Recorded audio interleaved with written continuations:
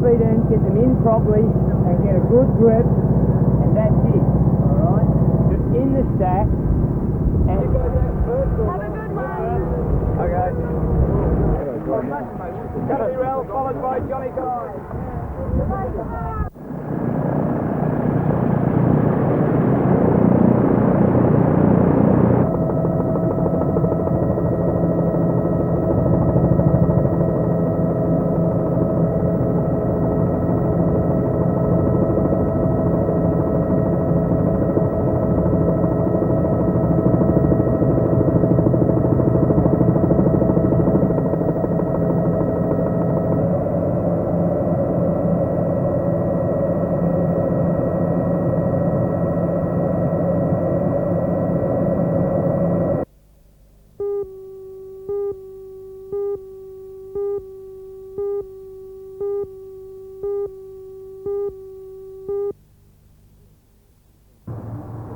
For 353 venturers of the Scout Association's East Tax have been home since Friday. Carrying all their camping gear and food, the venturers have coped with the rigours of outdoor life and some testing exercises set by the organisers of the first dragon skin competition. Today, having exchanged bush-stained gear for dress uniforms, the young men and women gathered to hear the results of the competition. But in many ways, all were winners. We found that a lot of the youngsters haven't had a lot of map reading experience and things like that, so we thought it was time that we got out into scouting again. And how did they cope with these conditions? They were a bit trying on Friday night when it was wet. It was very wet, but luckily it cleared up, and the rest of the weekend seems to have been a ball from beginning to end. Even though bush skills being tested have been around for years, the results were tabulated by a computer, which revealed the top team to be 4 young men from the 2nd St Ives troop. Organisers are already planning next year's dragon skin competition, which will probably be staged in the Barrington area.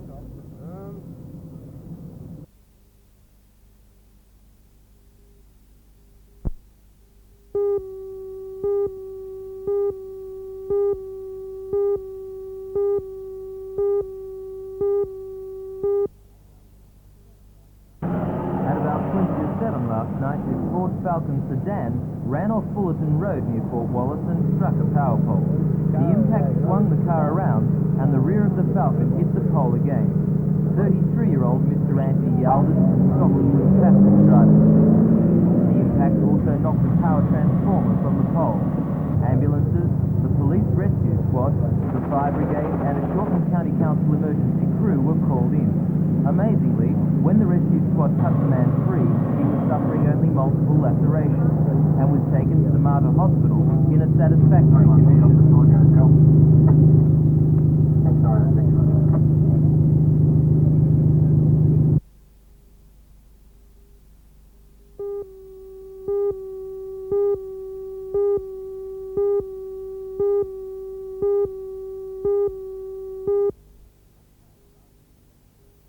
Back home, after his election in Perth last week, Mr Prince said his institute's major aims in his year as president have already been set. They are to approach state and federal governments expressing concern over the valuation of property in trusts and the reporting of values in company asset sheets. For example, a property can be non-urban zoning. The directors of the trust can ask for valuation on the basis that it is zoned residential. The valuer would carry out the valuation on that basis, and one could see a substantial difference in the value between the non-urban value and the residential value. If the basis of valuation is not recorded in the prospectus, then the people investing aren't aware on which basis the property is being used within the trust. Well, your institute is also concerned with the reporting of values in company asset sheets. Again, similar sort of problem, Ray. The company directors of big companies may carry out their own valuations. Of course, they're not qualified as valuers. So again, the basis may not be market value or some well-known basis of value, and we can have large variance in the proper value of the premises and that being recorded in the company asset sheet. So you'd like to see what in that case? In both of these instances, we should like to see government lay down specific standards of valuations in accordance with the International Assets and Valuation Standards Committee, of which this institute is the Australian member.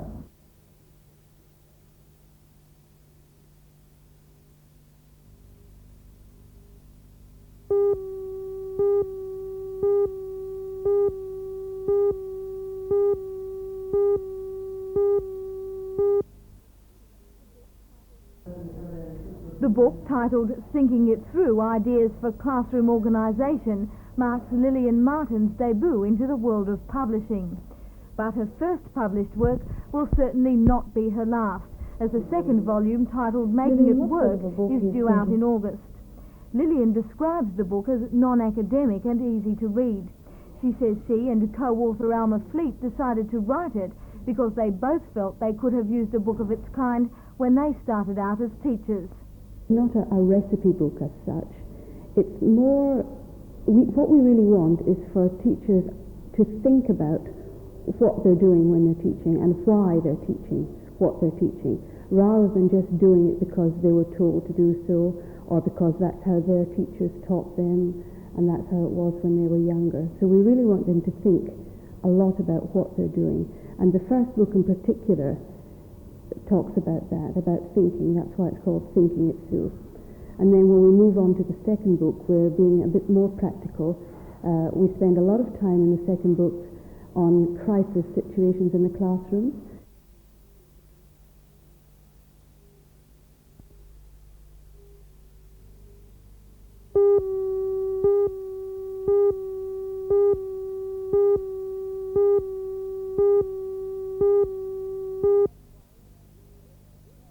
Playing. It will be a test of Here he is character now, for the Falcons, as they have to erase from their represented memory the nation. to Hobart. Back it goes to the 8 got away, Morrissey. and they know it. Has it back. Illawarra McLeod, long way out, doesn't get it. in the Denard, pre-season the Indian long tall player. cannot be Pass taken was lightly. perhaps a really, They and have McLeod was number too quick 5 for that sort of McLeod. passing.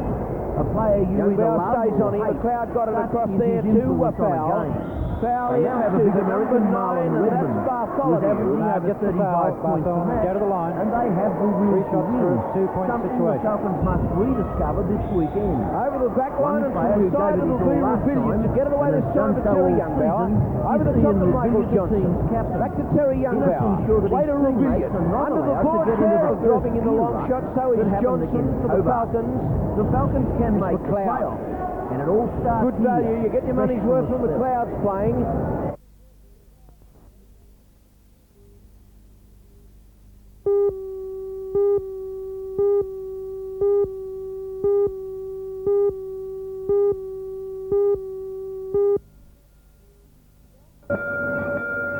The bell rings to signify a return to class and the finish of play.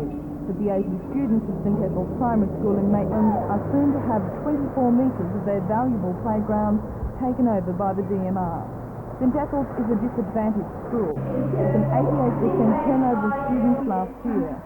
Such extraordinary changes makes the task for teachers even more difficult, and the physical activity in the playground at recess and lunchtime is an integral part of a stable school life. The parents voiced their concern about the smaller playground to the district school inspector, Mr. Chris Wellborn, and the principal of the school, Mr. Ray Cook. They decided to hold a public meeting to hear representatives from the Department of Main Roads, the State Rail Authority and the Maitland City Council about finding solutions to the lost playground and the increased traffic hazard with the construction of the new 4-lane road. The parents are adamant that the school should not close, and they propose that this road should be converted to a cul-de-sac and this spare lot should be made into a new playground. The principal, Mr. Ray Cook, says he's quite aware of the effects of the widening of Parallel Street. The inner city bypass will create problems for us in terms of area for children to play, in terms of noise pollution, perhaps other forms of pollution as well. It will also affect us in terms of as to whether all of our children can get to this school. Many live on the northern side of the bypass, and unless there's some form of overhead bridge in the plans, they would be unable to get to the school, which would result in approximately half of our children not being with us. Are the problems insurmountable? I'm unsure whether they're insurmountable. Perhaps the DMR could help us out there.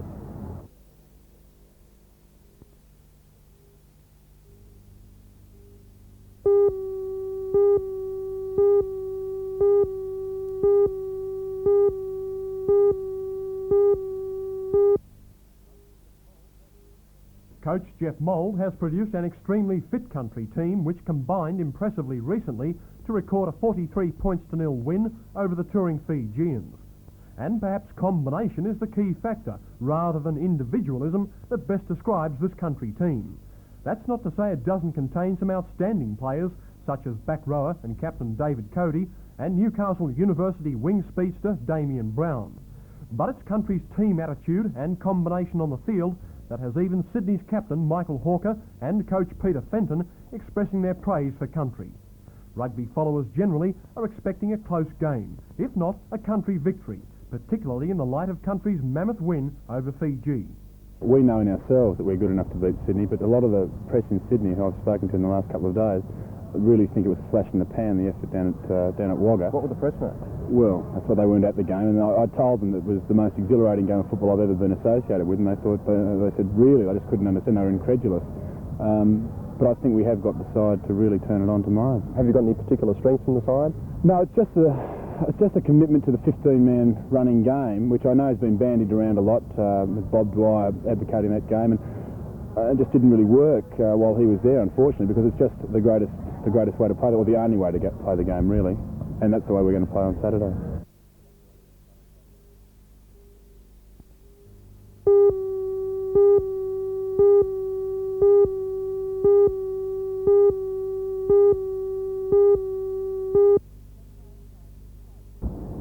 (9) inside St James's Square, and a white van with diplomatic number plates backed up to the entrance of the Libyan bureau. Observers from Syria, Saudi Arabia and Turkey watched as diplomatic baggage was carried out in padlocked sacks. When the van was loaded, it left the square under police escort, bound for Heathrow Airport.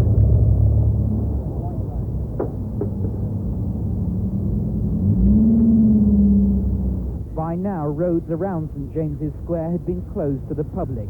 The police waited in their hundreds. One of the Libyan negotiators then walked back to the bureau. 10 days of painfully slow negotiations culminated in this moment. 9:51, the negotiator walks out, followed by 5 of the men from the bureau. It was almost 10 days to the minute since the siege had begun. The same negotiator led out a second group of 5 Libyans. Some were carrying plastic bags containing a small number of possessions, including their passports. The Libyan, who's been acting as a go-between the police and the bureau occupants, walked back and then brought out a third group. It was the first time these men had stepped outside their bureau since last Tuesday's shooting. Behind St James's Square, a convoy of green police trucks was moving into position. The last group was led out by the negotiator just after 11 o'clock. In all, 30 Libyans had walked out of the bureau, the first time that anyone had known just how many people were in there. 11:15, and the siege of St James's Square was over. London's traffic was halted as a police escort led the convoy of 7 trucks carrying the Libyans away from St James's Square, heading west. After several hours of questioning, the 30 Libyans set off from Sunningdale, again under heavy escort.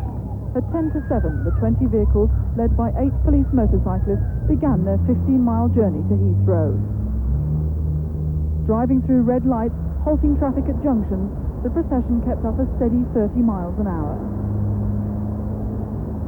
All day, the Libyans' destination and route had been a mystery. Even at this stage, officials at Heathrow had no idea when the Libyans would arrive and their plane could leave.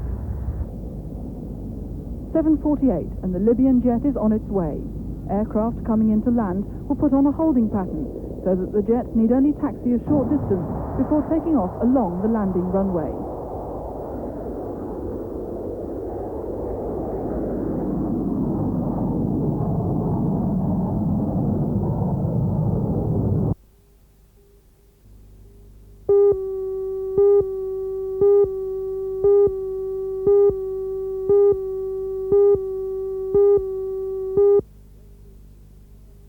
Virtually the entire force from WPC Yvonne Fletcher's Bow Street station attended, their work taken over by volunteers from other stations, together with hundreds of police from all over the country. Their flowers lay outside the cathedral as the coffin was awaited. The family and friends from her home village of Semley in Dorset, where the church was too small for today's tribute, arrived minutes before the coffin. On the coffin, draped with the flag of the Metropolitan Police, lay Constable Fletcher's hat, which had lain in St. James until early this morning, when it was recovered in time to be rushed to Salisbury.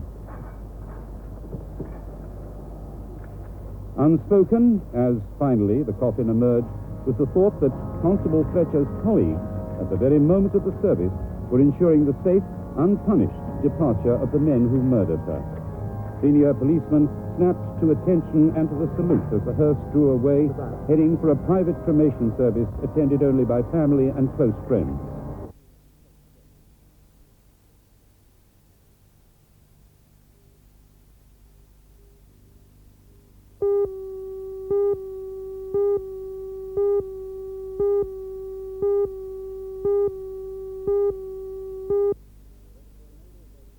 The tornado that hit Morris, Oklahoma just before midnight left this normally peaceful little town of about 1,500 people without water, gas, or electricity.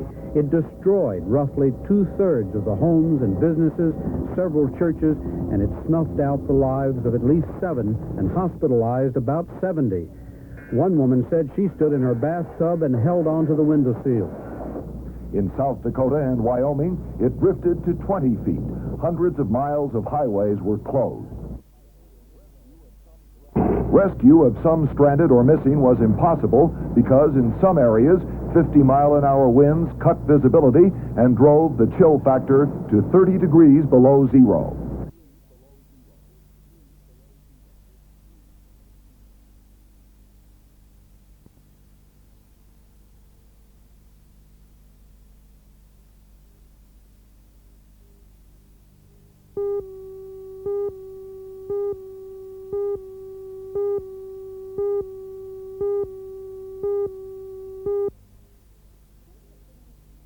Don't let the name put you off. The Rape of the Belt is not a play about sexual assault. Rather, it's an amiable comedy about the myth of Heracles and his need to obtain from the Amazons a prized belt. Playwright Ben Levy has used this myth to make some observations about feminism, the main one being that if women strive to behave like men do, they'll be doing themselves a grave injustice, since the men are shown to be pretty foolish and the women are generally all feminine sweetness and light. Mind you, the digs don't all go the men's way, and I'm sure some committed feminists would take issue with some of the sentiments expressed, but then I guess they won't form a large part of Rep's audience.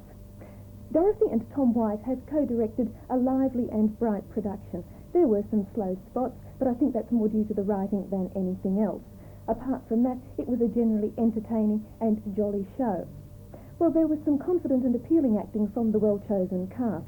All of them were good, but my favourites were Nancy Tarrant and Mervyn Taylor as the warring gods Hera and Zeus, who proved that the battle of the sexes crosses all social barriers.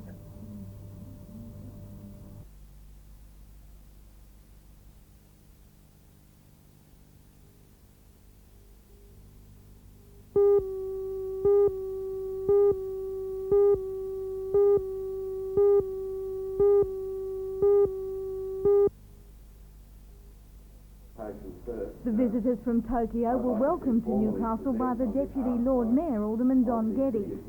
Journalists Sane Nakura, photographer Hiroshi Kuta and mechanic Nobuyuki Tashima set off on their motorcycle trek from Melbourne on February 1st. Their journey clockwise around the continent has not been without mishaps. In Kuba Pedy, Miss Nakura fell from her motorbike and broke her ribs, and the group was held up for almost a month in Western Australia because of floods. When their tour is complete, the three will have visited 26 places in Australia which have sister city relationships with towns and regions in Japan. They brought with them to Newcastle a letter from the Mayor of Ubay, Newcastle's sister city. They also brought a gift, albeit too small, for Alderman Geddes. The visitors will return to Japan next month after touring Tasmania. Ms. Nakura plans to write a series of articles for Japanese magazines on her experiences in Australia.